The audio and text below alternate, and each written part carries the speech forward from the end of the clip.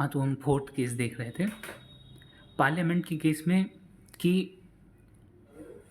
किसी भी बिल को पार्लियामेंट से पास माना जाएगा जब दोनों हाउसेस एग्री हो जाते हैं, ठीक है, किसी ऑर्डिनरी बिल पे, चाहे किसी अमेंडमेंट के साथ या बिना किसी अमेंडमेंट के साथ। उसी तरह से स्टेट लेजिस्लेचर से किसी भी बिल को पास माना जाएगा, केवल तभी पास माना जाएगा जब दोनों हाउसेस एग्री कर जाते हैं उस बिल पे, चाहे वह या तो किसी अमेंडमेंट के साथ या बिना किसी अमेंडमेंट के साथ। हमने ऊपर देखा था कि जो स्टेट लेजिस्लेचर है वो मैक्सिमम 4 मंथ तक किसी ऑर्डिनरी बिल को डिले रख सकता है, ठीक है। उसके बाद जो बिल है उसको पास माना जाएगा दोनों हाउसेस से, ठीक है। तो ये हो गया फोर्थ केसेस। फिफ्थ कि मान लो अगर दोनों हाउसेस के बीच डेडलॉक क्रिएट होता है एट द सेंट्रल लेवल, अगर पार्लियामेंट के केस में दोनों हाउसेस के बीच में किसी ऑर्डिनरी बिल को लेके डेडलॉक क्रिएट होता है, ठीक है, तब क्या होगा कि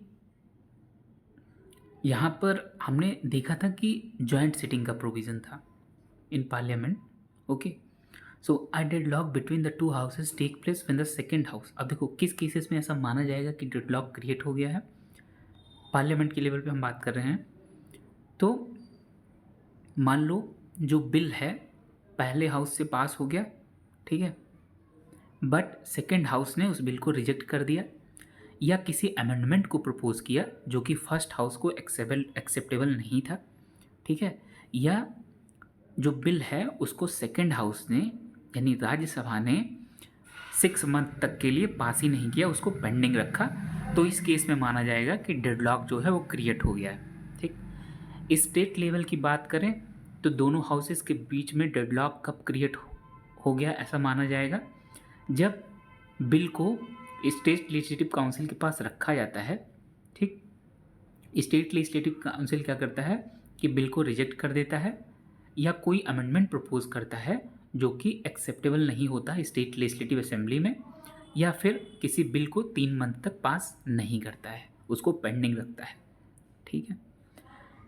डेडलॉक के केस में अगर हम पार्लियामेंट के लेवल पे देखें तो कॉन्स्टिट्यूशंस डेडलॉक के केस में जॉइंट सिटिंग का प्रोविज़न मेंशन करता है, ठीक है, जिसको स्पीकर प्रिसाइड करेगा लोकसभा का, ठीक है।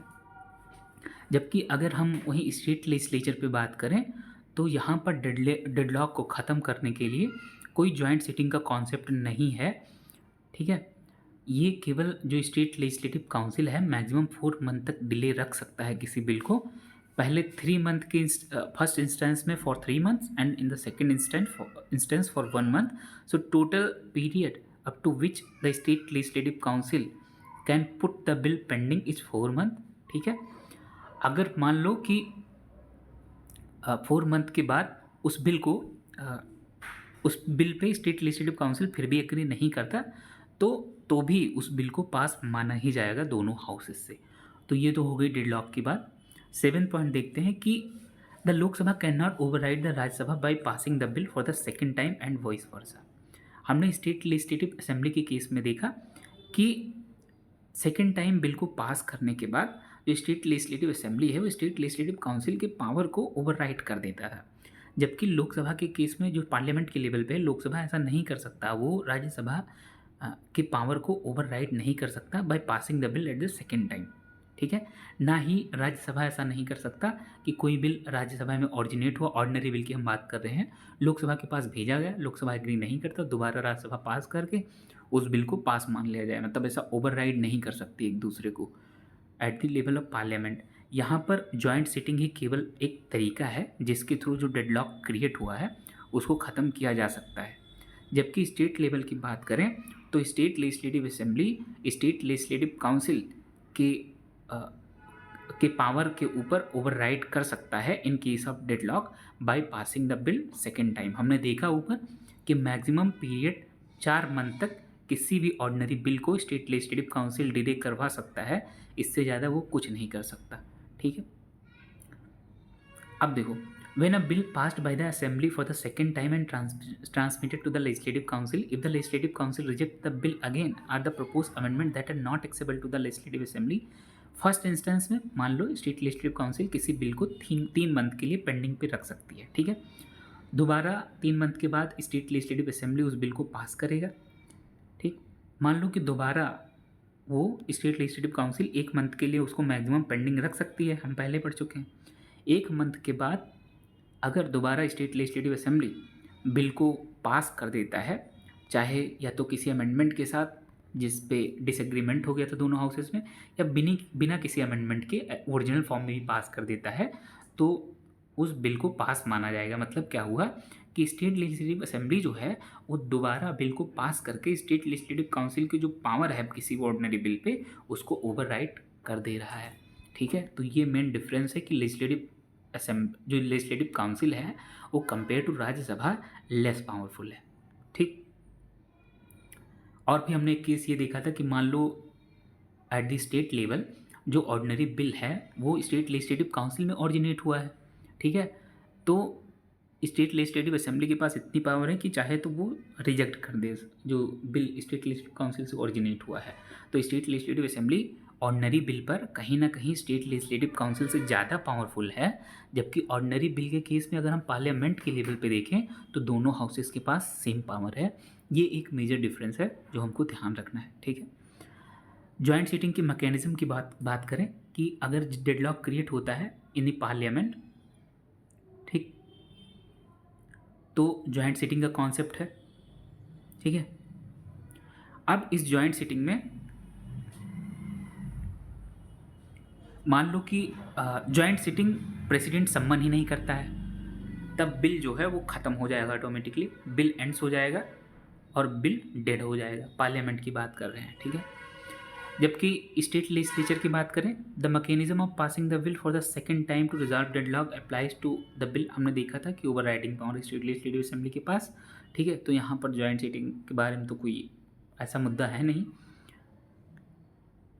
ठीक। हमने एक केस और भी देखा था स्टेट लेवल पे कि मान लो कोई बिल जो स्टेट लेजिस्लेटिव काउंसिल से ऑरिजिनेट होता है और स्टेट लेजिस्लेटिव असेंबली उस बिल को रिजेक्ट कर देता है तो बिल डेड मान लिया जाएगा, ठीक है। तो कब बिल डेड माना जाएगा ये भी हम दोनों केस में देख लिए, ठीक है। अब देखो ये तो हमने बात करी ऑर्डिनरी बिल की, हम मनी बिल के रिगार्डिंग अब बात करते हैं। पार्लियामेंट के लेवल पे जो मनी बिल है केवल लोकसभा में इंट्रोड्यूस किया जा सकता है, राज्यसभा में इंट्रोड्यूस नहीं किया जा सकता है। स्टेट लेजिस्लेचर की बात करें तो यहाँ पर भी जो मनी बिल है केवल स्टेट लेजिस्लेटिव असेंबली के पास इंट्रोड्यूस किया जा सकता है, स्टेट लेजिस्लेटिव काउंसिल में जो मनी बिल है वो इंट्रोड्यूस नहीं किया जा सकता। सेकंड जो पॉइंट है, जो मनी बिल है वो लोकसभा में केवल प्रायर रिकमेंडेशन ऑफ प्रेसिडेंट, मतलब प्रेसिडेंट के प्रायर रिकमेंडेशन के बाद ही जो मनी बिल है वो लोकसभा में इंट्रोड्यूस होगा, ठीक है। सेम उसके पैरेलली जो स्टेट लेजिस्लेचर है वहाँ पर भी मनी बिल को अगर स्टेट लेजिस्लेटिव असेंबली में इंट्रोड्यूस करना है तो गवर्नर के प्रायर रिकमेंडेशन की ज़रूरत होगी ही होगी, ठीक। पार्लियामेंट के केस में किसी भी मनी बिल को केवल मिनिस्टर इंट्रोड्यूस कर सकता है, कोई प्राइवेट मेंबर इंट्रोड्यूस नहीं किया कर सकता है। उसी तरीके से स्टेट लेजिस्लेचर के केस में भी कोई मिनिस्टर इंट्रोड्यूस कर सकता है, कोई प्राइवेट मेंबर इंट्रोड्यूस नहीं कर सकता है। फोर्थ पॉइंट ये है कि किसी भी मनी बिल को जो राज्यसभा है ना तो रिजेक्ट कर सकता है ना ही कोई उसमें अमेंडमेंट प्रपोज कर सकता है। मनी बिल को राज्यसभा को 14 डेज़ के बाद रिटर्न करना, मैक्सिमम 14 डेज़ तक वो उसको विदहोल्ड कर सकता है। 14 डेज़ के बाद, ठीक, राज्यसभा को बिल सेंड करना ही होगा लोकसभा में दोबारा, ठीक है, चाहे या तो किसी अमेंडमेंट के साथ या बिना किसी अमेंडमेंट के साथ, ठीक। स्टेट लेजिस्लेचर की बात करें तो यहाँ पर भी सेम है कि जो स्टेट लेजिस्लेटिव काउंसिल है वो ना तो मनी बिल को रिजेक्ट कर सकता है ना उसमें कोई अमेंडमेंट प्रपोज कर सकता है। स्टेट लेजिस्लेटिव काउंसिल को 14 डेज़ के बाद बिल को रिटर्न करना ही पड़ेगा, चाहे या तो किसी अमेंडमेंट के साथ या बिना किसी अमेंडमेंट के साथ, to the state legislative assembly, okay.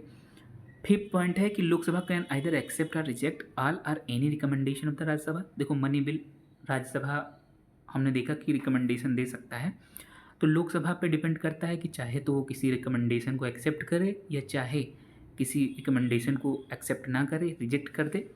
Same state legislative assembly के केस में भी है, चाहे तो वो किसी रिकमेंडेशन को एक्सेप्ट करे, चाहे तो किसी रिकमेंडेशन को एक्सेप्ट ना करे, ठीक है, in case of money bill. ठीक, 6 पॉइंट ये है, मान लो कि कोई रिकमेंडेशन जो राज्यसभा ने प्रपोज किया मनी बिल के केस में, लोकसभा उस रिकमेंडेशन को एक्सेप्ट कर लेता है, तब उस बिल जो मनी बिल है उसको पास माना जाएगा, ठीक है, इन ए मॉडिफाइड फॉर्म। सिमिलर केस यहाँ स्टेट लेवल पे भी है कि स्टेट लेजिस्लेटिव असेंबली अगर किसी रिकमेंडेशन को एक्सेप्ट कर लेता है स्टेट लेजिस्लेटिव काउंसिल की, तो बिल को मॉडिफाइड फॉर्म में पास माना जाएगा। ठीक, 7 पॉइंट कि अगर लोकसभा कोई जो रिकमेंडेशन है उसको एक्सेप्ट नहीं करता राज्यसभा की, ठीक है, तब भी जो बिल है उसको पास माना जाएगा, जैसे ओरिजिनल फॉर्म में लोकसभा ने उस बिल को रखा था उसी फॉर्म में पास माना जाएगा। ठीक है, सेम पावर यहाँ पर स्टेट लेवल पे भी स्टेट लेजिस्लेटिव असेंबली के पास भी है कि अगर स्टेट लेजिस्लेटिव काउंसिल के रिकमेंडेशन को ऑन मनी बिल एक्सेप्ट नहीं करता स्टेट लेजिस्लेटिव असेंबली, तो बिल को ओरिजिनल फॉर्म में ही पास माना जाएगा। 8 पॉइंट ये है कि अगर राज्यसभा बिल को रिटर्न नहीं करता लोकसभा में with in 14 days, money bill की हम बात कर रहे हैं, तब बिल को पास माना जाएगा दोनों हाउसेस से after the expiration of 14 days. ठीक, किस फॉर्म में? ओरिजिनली जिस फॉर्म में लोकसभा ने सेंड किया था इन राज्यसभा। सिमिलर केस यहाँ पे भी है कि अगर लेजिस्लेटिव काउंसिल बिल को रिटर्न नहीं करती विद इन 14 डेज के बाद दोनों हाउसेस से जो मनी बिल है उसको पास माना जाएगा ओरिजिनल फॉर्म में। ठीक, 9th ये है कि डेडलॉक का केस की बात करें तो पार्लियामेंट के केस में जो मनी बिल पे डेडलॉक का कोई सीन ही नहीं है। ठीक है, क्योंकि मनी बिल को पास करने की जो पावर है at the level of parliament, वो सारी पावर लोकसभा के पास है। ठीक है, राज्यसभा की जो पावर है केवल रिकमेंडेटरी नेचर की है, मैक्सिमम 14 डेज के लिए डिले कर सकता है, तो यहाँ पर डिसएग्रीमेंट का कोई सवाल ही नहीं उठता। सेम अगर स्टेट लेजिस्लेचर की बात करें, यहाँ पर भी डेडलॉक का तो कोई प्रोविज़न ही नहीं है। ठीक है, क्योंकि लेजिस्लेटिव असेंबली यहाँ पर प्रिवेल करती है over the money bill, over the legislative council in case of money bill. ठीक, अगर जो लेजिस्लेटिव काउंसिल एग्री भी नहीं करता बिल से, फिर भी बिल को पास माना ही जाएगा स्टेट लेजिस्लेटिव असेंबली के थ्रू। सिमिलर यहाँ हमने पार्लियामेंट में भी देखा कि अगर राज्यसभा एग्री नहीं करता मनी बिल पे, तब भी मनी बिल को पास माना ही जाएगा as it is presented by the Lok Sabha.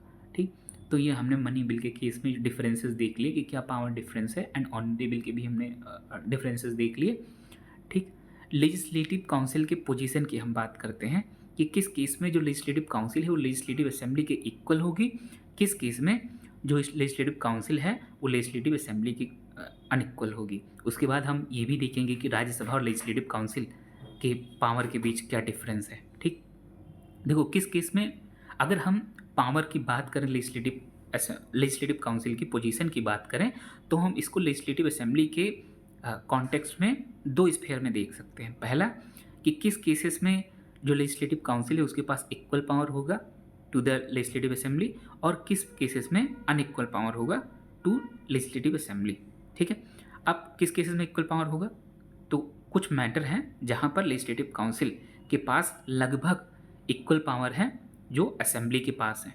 जैसे कि किसी ऑर्डिनरी बिल को पास करना हुआ या इंट्रोड्यूस करना हुआ, तो उस केस में जो स्टेट लेजिस्लेटिव असेंबली है और स्टेट लेजिस्लेटिव काउंसिल है, दोनों के पास इक्वल पावर है। ठीक है, हमने देखा था कि जो ऑर्डिनरी बिल है किसी भी हाउसेस में प्रेजेंट किया जा सकता है, हालांकि अगर डिसएग्रीमेंट क्रिएट होता है, ठीक, तो जो असेंबली है उसकी पावर प्रिवेल करेगी ओवर द लेजिस्लेटिव काउंसिल। ठीक, जबकि हमने पार्लियामेंट के केस में देखा था ऐसा नहीं होता है। ठीक, जबकि स्टेट लेजिस्लेटिव असेंबली के केस में हमने देखा कि state legislative assembly in case of ordinary bill prevail करेगा। ठीक, गवर्नर के अप्रूवल की बात करें, ठीक, अगर जो गवर्नर का ऑर्डिनेंस हो गया, कोई गवर्नर कोई ऑर्डिनेंस पास करता है ऐसे टाइम पे जब लेजिस्लेटिव असेंबली जो है वो सेशन में नहीं रहती है, तो राज्यसभा भी सॉरी स्टेट लेजिस्लेटिव काउंसिल भी उस ऑर्डिनेंस को अप्रूव कर सकता है। ठीक, तो इक्वल पावर है दोनों का इस केस में किसी ऑर्डिनेंस को अप्रूव करने के कॉन्टेक्स्ट में। ठीक, selection of minister including the chief minister under the constitution the minister including the chief minister can member of either house of the state legislature, however irrespective of their membership they are responsible only to the assembly. ठीक है, chief minister या किसी minister की बात करें कि वो किस हाउस का मेंबर होगा, तो दोनों में से किसी हाउस का मेंबर हो सकता है। यहाँ पर दोनों के पास इक्वल पावर है, इक्वल दोनों की जो पोजीशन है वो इक्वल है। ठीक है, कि चीफ मिनिस्टर या कोई भी मिनिस्टर दोनों में से किसी हाउसेस का हो सकता है at the level of state. ठीक, बट जो मिनिस्टर या जो चीफ मिनिस्टर होगा वो रिस्पॉन्सिबल किसको होगा, तो वो केवल असेंबली को ही रिस्पॉन्सिबल होगा। कुछ कॉन्स्टिट्यूशनल बॉडीज़ हैं जैसे कि स्टेट फाइनेंस कमीशन हो गया, स्टेट पब्लिक सर्विस कमीशन हो गया, कंट्रोलर एंड ऑडिटर जनरल हो गया, तो उसके रिपोर्ट को कंसीडर करने की बात करें तो दोनों के पास इक्वल पावर है। ठीक, स्टेट पब्लिक सर्विस कमीशन के जुरिडिक्शन को अगर बढ़ाना हुआ तो भी दोनों के पास इक्वल पावर है, स्टेट लेजिस्लेटिव काउंसिल और स्टेट लेजिस्लेटिव असेंबली के पास। अब दोनों के पास किस केस में अनइक्वल पावर है, तो हमने देखा कि मनी बिल के केस में स्टेट लेजिस्लेटिव असेंबली के पास ज़्यादा पावर थी compare to state legislative council. ठीक है, काउंसिल में हमने देखा था कि मैक्सिमम 14 डेज़ के लिए ये केवल डिले कर सकती है किसी मनी बिल को, इससे ज़्यादा कुछ नहीं कर सकती, चाहे उसके बाद वो रिकमेंडेशन जो देती है उस पर या रिकमेंडेशन नहीं देती है, वो स्टेट लेजिस्लेटिव असेंबली पर डिपेंड करता है, एक्सेप्ट करता है कि नहीं एक्सेप्ट करता है। ठीक है, अब किसी बिल को फाइनली डिसाइड करना कि वो मनी बिल है कि नहीं है, उसको स्पीकर ही डिसाइड करता है of the state legislative assembly. ठीक है, मनी बिल को डिसाइड करने का या उस पर जो मोहर लगाने का जो फाइनल पावर है वो स्पीकर के पास होता है। तो स्टेट लेजिस्लेटिव असेंबली इस केस में भी प्रिवेल करती है over the state legislative council. ठीक, जो फाइनल पावर है किसी ऑर्डिनरी बिल को पास करने की वो असेंबली की ही है। काउंसिल मैक्सिमम 4 मंथ तक डिले पर रख सकती है, 3 मंथ फर्स्ट इंस्टेंस में, 1 मंथ सेकेंड इंस्टेंस में। तो यहाँ पर लेजिस्लेटिव असेंबली की जो पावर है काउंसिल के ऊपर प्रिवेल करती है। ठीक, अब the council can discuss the budget but can not vote on demands for grants. जो स्टेट लेजिस्लेटिव काउंसिल है वो बजट पे केवल डिस्कस कर सकती है, vote on demands for grants पे जो डिमांड्स फॉर ग्रांट्स है उस पर वोट नहीं कर सकती, केवल लेजिस्लेटिव असेंबली में ही डिमांड फॉर ग्रांट्स पे वोट हो सकता है। तो इस केस में भी स्टेट लेजिस्लेटिव असेंबली जो है वो प्रिवेल करती है over the state legislative council. The council can not remove the council of ministers by passing no confidence motions. देखो, अगर काउंसिल ऑफ मिनिस्टर को रिमूव करना है तो उसके लिए नो कॉन्फिडेंस मोशन का कॉन्सेप्ट हमने ऊपर पढ़ा था। स्टेट लेजिस्लेटिव असेंबली के पास नो कॉन्फिडेंस मोशन पास करके जो काउंसिल ऑफ मिनिस्टर हैं उसको हटाया जा सकता है, जबकि जो काउंसिल स्टेट लेजिस्लेटिव काउंसिल है उसके पास ये पावर नहीं होती है। तो नो कॉन्फिडेंस मोशन पास करने के केस में भी जो पावर है वो स्टेट लेजिस्लेटिव असेंबली के पास ज़्यादा है in compare to state legislative council. ठीक, 8 है कि when an ordinary bill which has originated in the council. अब मान लो कि कोई बिल है जो स्टेट लेजिस्लेटिव काउंसिल में ऑरिजिनेट होता है, हम ऑर्डिनरी बिल की बात कर रहे हैं, तो ये असेंबली के पास डिपेंड करता है कि वो उस बिल को चाहे तो पास करे चाहे ना करे। ठीक है, तो इस केस में भी जो स्टेट लेजिस्लेटिव असेंबली है उसके पास पावर ज़्यादा होता है। The council does not participate in election of the president of India and representative of state in Rajya Sabha. ठीक है, जो प्रेसिडेंट की इलेक्शन की बात करें, हमने प्रेसिडेंट के केस में देखा था कि जो उसका इलेक्टोरल कॉलेज बनता है उसमें स्टेट लेजिस्लेटिव असेंबली के तो मेंबर होते हैं बट स्टेट लेजिस्लेटिव काउंसिल के मेंबर नहीं होते हैं। तो प्रेसिडेंट के इलेक्शन के केस में भी जो स्टेट लेजिस्लेटिव असेंबली है उसके पास ज़्यादा पावर है state in related to the state legislative council. ठीक है, वहीं जो रिप्रेजेंटेटिव सेंट किए जाते हैं in Rajya Sabha from the state legislative assembly, उन रिप्रेजेंटेटिव को इलेक्ट के इलेक्शन में पार्टिसिपेट कौन करता है, स्टेट लेजिस्लेटिव असेंबली करती है। ठीक है, स्टेट लेजिस्लेटिव काउंसिल के पास पावर नहीं होता है। The council doesn't participate in election of the constitution amendment bill. In this respect also the will of assembly prevail over that of council. ठीक है, जो काउंसिल हैज़ नो इफेक्टिव से in the ratification constitution amendment bill, ठीक है। किसी constitution amendment bill के ratification जो हमने बात किया था ना स्पेशल मेजोरिटी टाइप 2 में, ठीक है, अंडर आर्टिकल 368 कि half of the state legislative assembly का रेटिफिकेशन भी कुछ केसेस में ज़रूरी होता है, ठीक है, जो कहीं ना कहीं फेडरल फीचर को चैलेंज करते हैं। अंडर आर्टिकल 368 सेकेंड टाइप की जो स्पेशल मेजोरिटी थी उसमें हमने देखा था, तो उसमें भी असेंबली के पास ज़्यादा पावर है in compare to the council, ठीक है। अब फाइनली जो very existence of council depend on the will of the assembly, हमने ये भी देखा था कि काउंसिल किसी स्टेट में होगी कि नहीं होगी वो असेंबली पे डिपेंड करता है। असेंबली पहले एक रेजोल्यूशन पास करती है कि हमें स्टेट लेजिस्लेटिव काउंसिल की ज़रूरत है, फिर उस रेजोल्यूशन के अकॉर्डिंग पार्लियामेंट उस स्टेट में कॉन्स्टिट्यूशन अमेंडमेंट करके स्टेट लेजिस्लेटिव काउंसिल को क्रिएट करता है या उसको हटाता है, ठीक है। तो जो एग्जिस्टेंस है स्टेट लेजिस्लेटिव काउंसिल का वो कहीं ना कहीं जो असेंबली है उसके विल पे, उसकी इच्छा पे डिपेंड करता है, ठीक। काउंसिल को एबॉलिश भी कर सकता है पार्लियामेंट केवल रिकमेंडेशन ऑफ असेंबली के रिकमेंडेशन के बाद। तो यहाँ पर भी जो स्टेट लेजिस्लेटिव असेंबली की पावर है वो प्रिवेल करती है over the council. From the above it is clear that the position of council vis-a-vis the assembly is much weaker than the position of राज्य सभा vis-a-vis लोकसभा, ठीक है। तो यहाँ से एक चीज़ क्लियर होती है कि अगर हम काउंसिल की बात करें, स्टेट लेजिस्लेटिव काउंसिल की बात करें, तो स्टेट लेजिस्लेटिव असेंबली के केस में काफ़ी कमज़ोर होता है, ठीक है। जबकि अगर राज्यसभा की पावर की बात करें in case of with Lok Sabha तो उसके पास कंपेरेटिवली ज़्यादा पावर होता है, ठीक है। तो हम काउंसिल को राज्यसभा के पैरेलल नहीं कंसीडर कर सकते। राज्यसभा के पास कहीं ना कहीं इक्वल पावर होता है in the passage of ordinary bill, ठीक है, ठीक। लगभग सारे मैटर पे अगर हम फाइनेंशियल स्फीयर को छोड़ दें तो राज्यसभा के पास लगभग इक्वल पावर होता है कंपेयर टू द लोकसभा, ठीक। जबकि अगर हम काउंसिल की बात करें तो काउंसिल जो है वो सबॉर्डिनेट है असेंबली के, ठीक है। हर एक चीज़ों किसी भी चीज़ के बारे में देख लें तो जो काउंसिल की पावर है वो कहीं ना कहीं एज अ सबॉर्डिनेट पावर की तरह काम करती है असेंबली की। इसकी पावर लगभग किसी भी मैटर में, मैक्सिमम मैटर में असेंबली के पैरेलल नहीं होती है, ठीक है। दस the predominance of assembly over the council is fully established, okay. जो असेंबली है उसका डोमिनेंस होता है over the council. Even though both the council and Rajya Sabha are second chamber, the constitution has given council much lesser importance than the Rajya Sabha does the following reasons, ठीक है।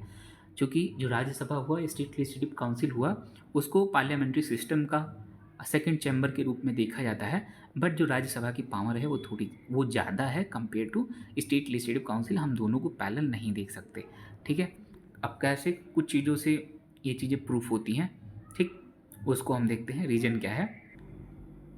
तो हम एक बार राज्यसभा और state legislative council के power के बीच difference भी एक बार देख लेते हैं। जैसे कि अगर हम बात करें राज्यसभा के जो मेंबर होते हैं वो कहीं ना कहीं स्टेट के रिप्रेजेंटेटिव होते हैं। राज्यसभा एक फेडरल एलिमेंट जो है डेमोक्रेसी का उसको रिप्रेजेंट करता है।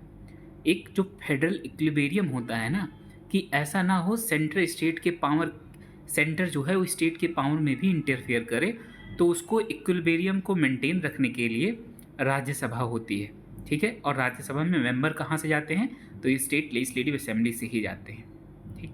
तो राज्यसभा कहीं ना कहीं एक रिवाइजिंग बॉडी की तरह काम करती है कि अगर उसको लगता है कि जो सेंटर है वो स्टेट के पावर के साथ हस्तक्षेप कर रहा है तो उसको रिवाइज करने के लिए जो राज्यसभा है वो एक रिवाइजिंग बॉडी का रोल वहाँ पे प्ले करती है, ठीक है। जबकि लेजिस्लेटिव काउंसिल की बात करें तो लेजिस्लेटिव काउंसिल एक एडवाइजरी और एक डायरेक्टरी बॉडी है, ठीक।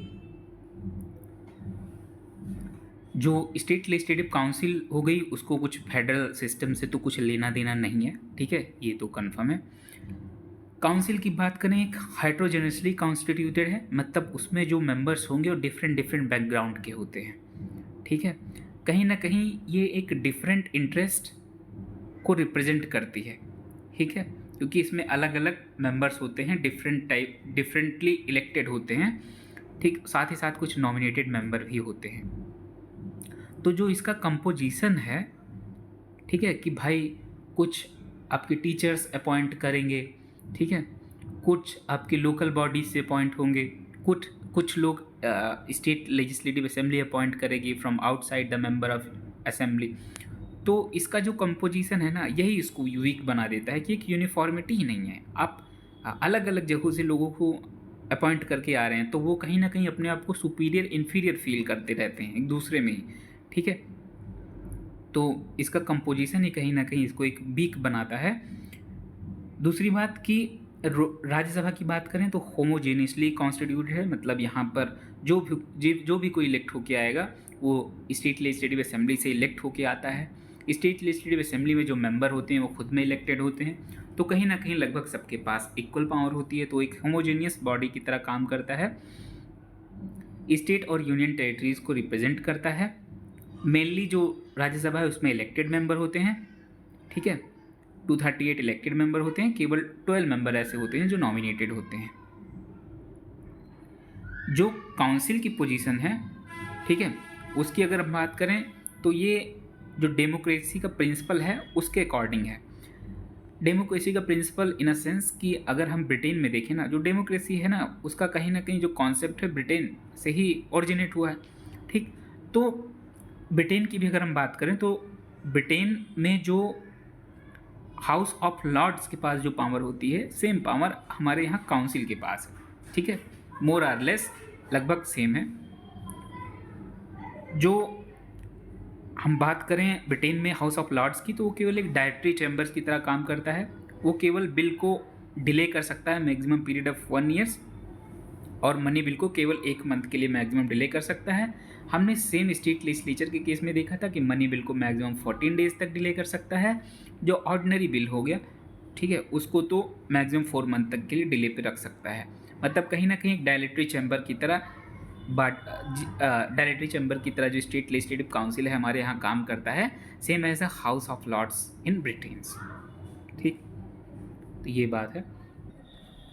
अब देखो, जैसे हमने कुछ power and privilege to the parliament हमने देखा था, उसी तरीके से कुछ पावर एंड प्रिविलेज जो मेंबर्स हैं, चाहे वो इंडिविजुअली हों या फिर कलेक्टिवली जो मेंबर्स ऑफ स्टेट लेजिस्लेचर हैं, उनको भी कुछ प्रिविलेज दी जाती हैं। अब हम उन प्रिविलेज के बारे में एक बार देखते हैं। सो प्रिविलेज की अगर बात करें स्टेट लेजिस्लेचर की, तो ये कुछ स्पेशल राइट्स हैं, इम्यूनिटीज़ हैं, कुछ एक्सेम्पशन हैं जो इंजॉय करते हैं ये जो लेजिस्लेचर हैं, ठीक है, उनकी कमिटीज़ और उनके मेंबर्स, ठीक। ये जो प्रिविलेज है ना, ये ऐसे नहीं हवा में दे दिए गए हैं, ये कहीं ना कहीं बहुत ज़रूरी हैं ताकि जो हाउस है वो अपनी इंडिपेंडेंसी और इफ़ेक्टिवनेस के साथ काम कर सके। बिना इन प्रिविलेज के ना तो हाउस अपनी अथॉरिटी को मेंटेन करके रख सकता है, ना ही वो अपनी डिग्निटी मेंटेन कर सकता है, ना ही वो अपना honour as a representative of peoples maintain कर सकता है, ठीक है। और चूँकि इफ़ेक्टिव फंक्शन के लिए मेंबर्स का के पास भी इंडिपेंडेंटली थिंक करने के लिए कुछ पावर होनी चाहिए ना, तो वो पावर भी अफोर्ड करता है ये जो किया जाता है through the state legislature to these members, ठीक है।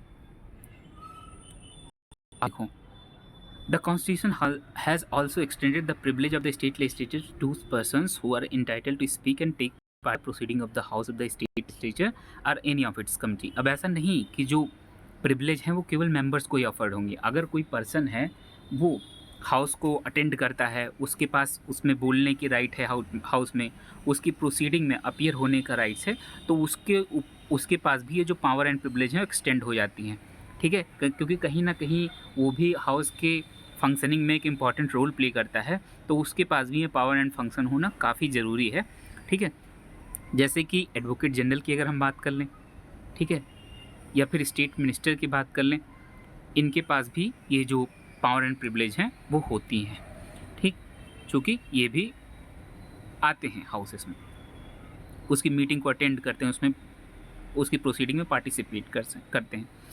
It must be certified here that the privilege of the state legislature do not extend to the governor. ये ध्यान रखने वाली चीज़ है कि जो स्टेट लेजिस्लेचर का प्रिविलेज है वो गवर्नर को नहीं दिया जाता है, ठीक है। हालांकि गवर्नर जो है वो एक इंटीग्रल पार्ट होता है स्टेट लेजिस्लेचर का, as a president is an integral part of the parliament. The privilege of the state legislature can also be classified into two broad categories. अगर हम प्रिविलेज को कैटेगराइज करें स्टेट लेजिस्लेचर के, तो हम बेसिकली इन्हें दो पार्ट्स में कैटेगराइज कर सकते हैं। पहला तो जो हाउस के members as a collective privilege enjoy करते हैं वो हो गया। दूसरा जो मेंबर इंडिविजुअली जो प्रिविलेज एंजॉय करते हैं वो हो गया। कलेक्टिव प्रिविलेज की बात करें, ठीक है, तो ये हो गया कि जैसे हाउस की कुछ it has the right to publish its reports. जो हाउस है उसके पास राइट्स है कि वो अपने रिपोर्ट्स को पब्लिश करे, अपने डिबेट्स को पब्लिश करे, अपनी प्रोसीडिंग को पब्लिश करे, ठीक है, और साथ ही साथ वो किसी अदर्स को प्रोहिबिट ना करे जो हाउस की रिपोर्ट है उसको पब्लिश करने के लिए। पब्लिश अगर वो कर रहा है तो उसको प्रोहिबिट ना करे जब तक कि जो रिपोर्ट्स है वो हाउस के इमेज को ख़राब करने के लिए, ट्रू रिपोर्ट्स अगर वो जब तक वो जो फॉल्स रिपोर्ट है वो पब्लिश नहीं करता, तब तक दूसरों को भी राइट है कि हाउस की प्रोसीडिंग, रिपोर्ट्स एंड डिबेट को पब्लिश कर सकता है, ठीक है। इसके पास, हाउस के पास ये राइट्स है कि वो चाहे तो जो स्ट्रेंजर्स हैं उनको प्रोसीडिंग से बाहर रख सकता है। कुछ सेक्रेट सिटिंग होती है, ठीक है, जैसे कुछ इंपॉर्टेंट मैटर हो गए तो उसमें एक सेक्रेट सिटिंग की हाउस की ज़रूरत होती है, ठीक, तो वो सेक्रेट सिटिंग की पावर भी कलेक्टिव प्रिविलेज के अंदर आती है हाउस की। It can make rules to regulate its own procedure and the conduct of its business and educate upon such matters. House के पास ये पावर्स होती है कि वो अपने प्रोसीजर को रेगुलेट कर सकता है, ठीक है, अपने बिजनेस को कंडक्ट करवा सकता है और भी कुछ रिलेटेड जो मैटर है उन पे बात कर सकता है, तो ये भी कलेक्टिव प्रिविलेज के अंदर आता है। It can punish member as well as outsider for breach of the privilege. जो प्रिविलेज मिलती है हाउस को, अगर वो प्रिविलेज हाउस की ब्रीच करता है, चाहे कोई मेंबर्स हो या कोई आउटसाइडर हो, तो हाउस उसको पनिश भी कर सकता है, ठीक है। It's contempt by reprimand, admonitions and imprisonment, ठीक है, तो ये चीज़ भी है इसके कलेक्टिव प्रिविलेज के अंदर। Right to receive immediate information of the arrest. मान लो कोई मेंबर्स है हाउस का, वो अरेस्ट हो जाता है, उसको डिटेन किया जाता है, उसको कन्विक्ट किसी केस में करार दिया जाता है, उसे इम्प्रिजनमेंट दिया जाता है, या कोई मेंबर्स जो इम्प्रिजनमेंट में था उसको रिलीज़ किया जाता है, तो तुरंत इन्फॉर्मेशन रिसीव करने का जो प्रिविलेज है वो भी हाउस के पास है। हाउस चाहे तो कोई इंक्वायरी, ठीक है, and order of the attendance of the witness and send for the relevant papers and records, ठीक है।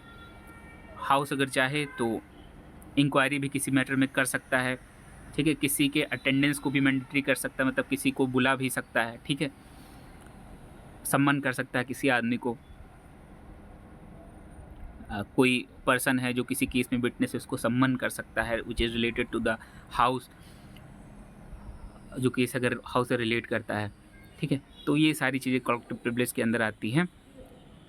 कोर्ट्स प्रोहिबिट है कि जो हाउस की प्रोसीडिंग हो रही है उसमें वो इंक्वायर नहीं कर सकता है, ठीक। एट्थ है कि no person either member outsider can arrested and no legal proceeding. कोई भी मेंबर्स, चाहे वो कोई भी पर्सन, चाहे वो मेंबर्स हो या कोई आउटसाइडर हो, ठीक है, उसे अरेस्ट या उसके खिलाफ कोई लीगल प्रोसीडिंग नहीं हो सकती, चाहे वो सिविल हो चाहे क्रिमिनल हो, जब तक कि वो हाउस में सर्व कर रहा हो, ठीक है।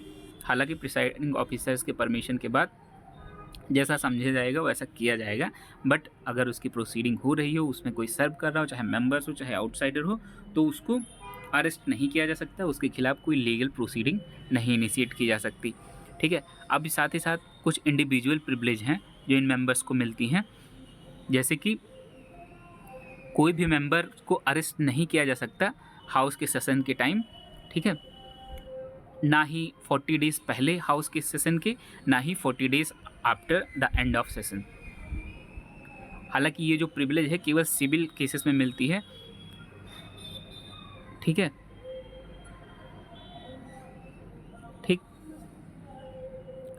और जो क्रिमिनल केसेस या प्रिवेंटिव डिटेंशन के केसेस हैं उसमें ये जो इंडिविजुअल प्रिविलेज है नहीं मिलती है। कौन सा इंडिविजुअल प्रिविलेज? कि अगर हाउस सेशन में है उस टाइम किसी भी मेंबर्स को अरेस्ट नहीं किया जा सकता, 40 डेज़ पहले हाउस के नहीं अरेस्ट किया जा सकता before the beginning, and 40 days after the end of sessions किसी भी आदमी को जो हाउस का मेंबर्स है उसको अरेस्ट नहीं किया जा सकता, ठीक है। सेकेंड जो इंडिविजुअल प्रिविलेज है कि जो मेंबर्स हैं उनको फ्रीडम है of speech in state legislature, मतलब जो मेंबर्स हैं फ्रीली अपने व्यू पॉइंट रख सकते हैं स्टेट लेजिस्लेचर में, ठीक है। कुछ भी बात जो उन्होंने किसी भी मेंबर ने स्टेट लेजिस्लेचर में कही है उसके लिए वो किसी कोर्ट्स में जवाबदेही उसकी नहीं होगी। कोई भी कोर्ट उस पर ऊपर कोई केस नहीं लगा सकता कि आपने स्टेट लेजिस्लेचर में ये बोला है या किसी कमेटी में आपने ये बोल दिया है, ठीक है। हालांकि ये जो प्रोविज़न है, ये जो फ्रीडम है वो कॉन्स्टिट्यूशंस के प्रोविज़न के अंडर में ही आती है और जो रूल्स एंड प्रोसीडिंग हैं उसके अंदर आती है। मतलब कि कॉन्स्टिट्यूशंस में कुछ रिस्ट्रिक्शन के हिसाब से, ऐसा नहीं कि आप इतना फ्रीली एक्सरसाइज कर रहे हो कि किसी को बोलने ही नहीं दे रहे हो, या जो कुछ रूल्स एंड ऑर्डर हैं जो स्टेट लेजिस्लेचर के प्रोसीजर को रेगुलेट करते हैं उनके दायरे में ही आपको अपने फ्रीडम ऑफ स्पीच का को एंजॉय करना है, ठीक है। इनको जूरी सर्विसेज से, जो मेंबर्स हैं उनके जूरी सर्विसेज से एग्जेम्प्ट किया जाता है। They can refuse to give evidence and appear as a witness, ठीक है। वो चाहें तो रिफ्यूज़ कर सकते हैं किसी केस में विटनेस बनने में या किसी केस में एविडेंस देने में, ठीक है, किसी कोर्ट्स में, ओके। किस टाइम? जब स्टेट लेजिस्लेचर सेशन में होती है उस time. Strength of legislative assembly, legislative council की बात करें, seat reserve for SC ST, different legislative assembly है, इसको आप एक बार अच्छे से देख सकते हैं। आपको जो जिसमें ज़्यादा ध्यान रखने वाली चीज़ है कि कौन सा स्टेट है जहाँ पे सबसे ज़्यादा सीट्स हैं state legislative assembly, state legislative council में, कौन सा स्टेट है जिसमें कम से कम सीट्स हैं, ठीक है। तो बस ये दो आप पॉइंट याद रखिए, इनफ है, ठीक है। क्योंकि ऐसा नहीं कि हम 28 स्टेट एंड 8 यूनियन टेरिटरीज सब चीज़ के बारे में याद रख सकते हैं, पॉसिबल नहीं है। जो इम्पॉर्टेंट है जैसे NCT दिल्ली होगी, ठीक है, तो इसको आप एक बार ध्यान रख लीजिए क्योंकि ये वैसे भी अलग अलग जगहों पे यूज होता है, ठीक है। आप मेंस आंसर राइटिंग में भी इसे कोट कर सकते हैं। आज अब कुछ इंपॉर्टेंट आर्टिकल हैं कॉन्स्टिट्यूशंस के, ठीक है, उसको हम एक बार देख लेते हैं। सबसे पहली बात, आर्टिकल 169 बहुत इंपॉर्टेंट है, abolition and creation of the legislative council of state से डील करता है आर्टिकल 169, ठीक। अब ओके, तो नेक्स्ट आर्टिकल जो इम्पोर्टेंट है, ठीक, वो है आपका 199, आप ध्यान रख सकते हैं, डेफिनेशन ऑफ मनी बिल, ठीक है, in context of state legislature. Article 200 assent to the bill हो गया, ठीक है। 201 bill reserve for consideration of president. 202 annual financial statement की बात करता है, स्टेट लेजिस्लेचर की हम बात कर रहे हैं, ठीक है। सेंटर का अपना अलग होता है, वो अलग होता है, ठीक है, ओके। तो आर्टिकल 213 हो गया, power of governor to promulgate ordinance parallel to article 123 of president, ठीक है। तो ये कुछ इंपॉर्टेंट आर्टिकल हैं, इसको आप खुद से भी पढ़ सकते हैं, ध्यान में रख सकते हैं, ठीक है। कुछ लेजिस्लेटिव काउंसिल है जो अबॉलिश की गई, जो सेटअप की गई, उनका भी ईयर यहाँ पे दिया गया है, जैसे कि West Bengal legislative council abolition act 1969, ठीक है। तो इसने जो वेस्ट बंगाल की लेजिस्लेटिव काउंसिल थी उसको अबॉलिश कर दिया गया था 1969 में। वैसे ही Punjab legislative council abolition act 1969, Punjab में लेजिस्लेटिव काउंसिल का जो कॉन्सेप्ट था उसको भी अबॉलिश कर दिया गया था 1969 में। पंजाब हो गए और वेस्ट बंगाल हो गए, ठीक है, इसको ध्यान रखना है। 1985 में आंध्र प्रदेश में स्टेट लेजिस्लेटिव काउंसिल को अबॉलिश कर दिया गया था, हालांकि बाद में इसको सेटअप किया जाता है। तमिलनाडु लेजिस्लेटिव काउंसिल एक्ट 1986, यहाँ तमिलनाडु की जो लेजिस्लेटिव काउंसिल थी उसको अबॉलिश कर दिया गया था। Andhra Pradesh legislative council act 2005 जो रिवाइव किया गया आंध्र प्रदेश की जो स्टेट लेजिस्लेटिव काउंसिल थी, ठीक। Tamil Nadu legislative council act 2010 creation की बात करता है, legislative council for the state of Tamil Nadu. हालांकि जो अभी जो प्रेसिडेंट को इसके लिए एक ऑर्डर भी इशू करना पड़ता है, एक नोटिफिकेशन इशू करना होता है, उसके बाद फाइनल रिवाइव होता है, तो शायद तमिलनाडु के केस में भी ऐसा नहीं हो पाया है, ठीक। तो ये था हमारा ये chapter, that is state legislature. In next chapter we are going to discuss the judiciary at the level of state. Here we will discuss the high courts and after that their subordinate judiciary. Okay, so let's see.